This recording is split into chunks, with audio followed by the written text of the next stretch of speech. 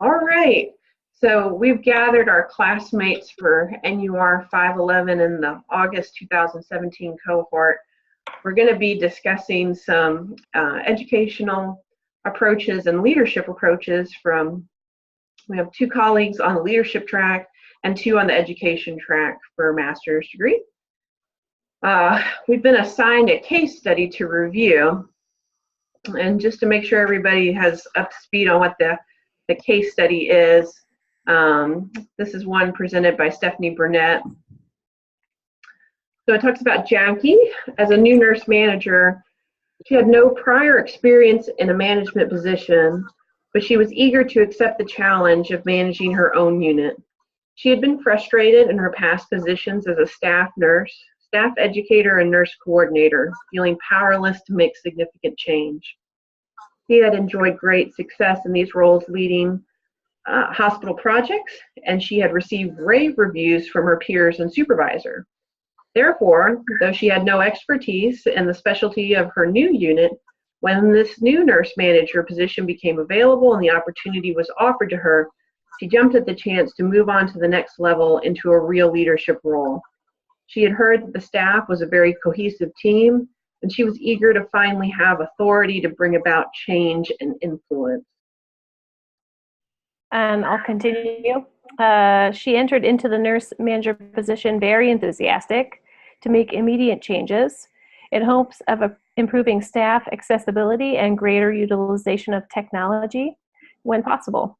In the first few months after a brief orientation to the department, Jackie made changes such as changing the staff work patterns and scheduling process. She quickly filling all vacant positions, eliminating the staff break room / lounge, and eliminating routine monthly staff meetings. With each change, Jackie felt great pride in the changes she'd made, believing the staff would accept and appreciate the value in the changes, and she awaited the subsequent improved outcome. However, in less than 6 months, half of the new staff she'd hired had resigned, along with 4 existing staff members, creating an even greater vacancy rate. Staff call-ins increased by 50%, and the staff felt disconnected, unappreciated, and distrustful of Jackie. Many reported feeling that she was frequently unavailable and did not support them or appreciate their opinions or input. Jackie found that she was very uneasy having direct communication with the staff. She perceived all voiced concerns or complaints as a challenge to her nurse manager skills and authority, and she resisted all suggestions from them. When members of the interdisciplinary team approached her with areas that needed improvement, she felt personally attacked. She realized she had not anticipated how much personal contact the staff seemed to require. She was even more unprepared for how much supervision was necessary to monitor care delivery, patient and family satisfaction, and adherence to policy. Yet, Jackie was eager for the staff to like her and feel friendly toward her.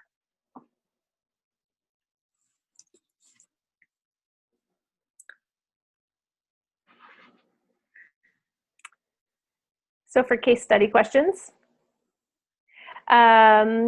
what leadership principles did Jackie fail to apply when managing an effective team? Number 2, how would individual and team evaluations be useful in determining strengths and opportunities for each member? And number 3, how might Jackie's director best coach and mentor her in addressing her own strengths and opportunities to better manage and lead her nursing staff?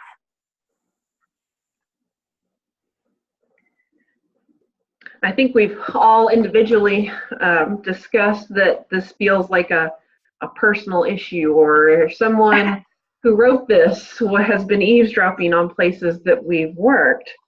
I immediately cringed when I saw that she got rid of the staff break room and saw that morale would probably quickly go down. So here she is, she's a floundering new nurse manager. So how can we help her?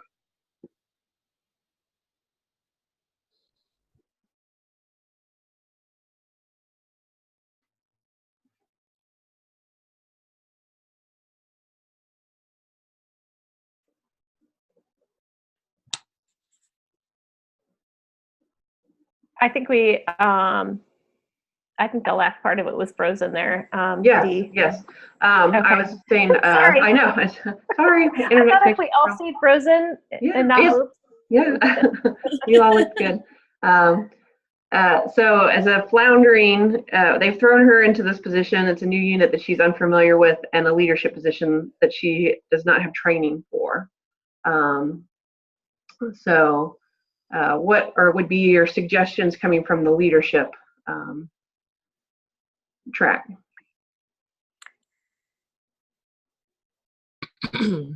Well, the theory that we chose to apply is the leader-member exchange theory that was developed by George Brand and James Cashman. And pretty much what that theory tells us is that the leader has to take time to establish a relationship with their subordinates. So to kind of piggyback off of the case study, I feel like she should have first, before she came in and started making changes, was to take the time to get to learn her staff and get to know them, establish that trust factor both ways, gave them the opportunity to participate in the changes instead of coming in and just changing everything and not seeking input or asking a question, how do you feel about this change? Or I think she's changed her scheduling as well. And I'm pretty sure coming in new, people have to have time to make changes in their home life schedules. So just coming in and just making too many changes without really establishing that trust factor really was detrimental to what she probably was a good gesture, but it just went south real fast. Yeah. I agree with Danisha made a good point that building those relationships with staff, because the theory kind of talks about how you can make it's not necessarily that you make better you make more meaningful relationships with other staff, but you recognize potential on different level, and people are engaged in different ways. Some very a very low level, they don't, their fulfillment is not in a lot of engagement, and others are like really high potential sort of people. And so I think it's really important to get to know, what drives them and what needs they have, and if the break room is important to them. Or very novice mistake I made when I came into this is I thought, oh, wouldn't it be great if we had like a small screen that we could communicate. I wanted to put a screen on the wall that had announcements that could scroll through, because I thought, oh, people hate to read their email. This would be great. I'm going to put one on the wall. Well, I put it on the wall without really asking if people wanted it or not. And then I found out later, which you'll find out that everybody has, you do something and then you find out later that people want something else unless you ask questions, that nobody wanted that because there were too many screens as it was. So they didn't like it. So lesson learned, really sort of find out what, it's ask questions and spend time. Yeah. I think that's part of, if you're new to it, understanding the culture that you're walking into, that she should have, kind of got the lay of the land and, seen what, worked for them before. One of the questions would be to her to be, why did you feel like you needed to make these changes? Did you make changes to make changes because you're the new person? Yeah. So, and I'm going to let my classmates know I'm getting a warning that we only have 3 minutes left of recording. And if that happens, we will open up a new Zoom room and continue. Okay. It sounds good. I keep looking at that thinking, oh my goodness, I have to hurry because I want them to get their time. No. Okay. We've only been in 10 minutes of talking, so. Well, but go ahead, please. You're onto something there, because she obviously came from like clinical nursing, and she's good at managing her care of her patients. And obviously they recognize her for this position because she was good at that. So then she thinks she's going to step into this role and manage it and do all these things and make it's a very transactional type of she's, she thinks everybody else thinks that's great. They're recognizing her for all of her accomplishments, but what she doesn't realize is once she takes that role, it's sort of we're all accomplishing this together. Yeah.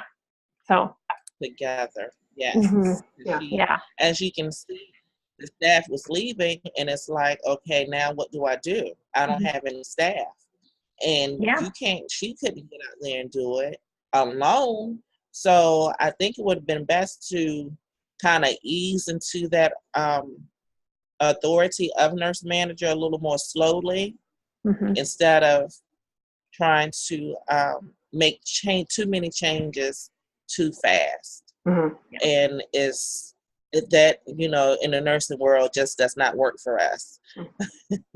Right. And she didn't give us a chance to, like I said, establish trust. You're coming in as a new nurse manager thinking that everybody from a nursing perspective waiting for you to kind of embrace them. You're new to our unit. We're here. You'll come here. So you have to show us that you're trustworthy. And that's exactly what I was thinking. For those of us that have worked in a unit, when somebody new comes in and they haven't worked with you, they don't know the way your unit flows and the things that you need, and all those little minute things that the outsiders don't see, to just come in and just start changing instead of first learning how the unit works. This doesn't make sense because she doesn't know what the unit needs. I mean, you see it from the book standpoint, but you got to see it from the person standpoint.